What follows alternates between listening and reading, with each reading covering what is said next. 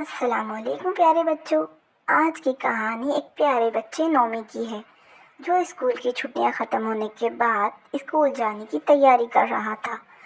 پوری طرح تیار ہو کے جب وہ اسکول پہنچا تو روز کی ایکٹیویٹیز شروع ہو چکی تھی۔ ٹیچر نے ان کو سبق پڑھایا اور کام کرنے کو دیا۔ انہوں نے پورے دل جمعی کے ساتھ کام کیا۔ سارا دن ختم ہونے کے بعد جب وہ گھر پہ آئے تو اس کی نظر گلاب پہ پڑی جو کہ اس کے گھر میں صفائی کا کام کرتا تھا۔ نومی نے کہا، گلاب تم اسکول کیوں نہیں جاتے ہو؟ سارا دن یہاں رہتے ہو۔ اسکول میں تو بہت کام کی باتیں سکھاتے ہیں، ہماری ٹیچر ہمیں بہت اچھی اچھی باتیں بتاتی ہیں۔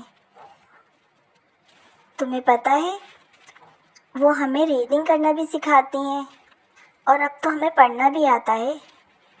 اور انہوں نے ہی مجھے بتایا ہے کہ جو ہم اسپیگیٹی اور برگر کھاتے ہیں یہ صحت کے لیے اچھے نہیں ہوتے۔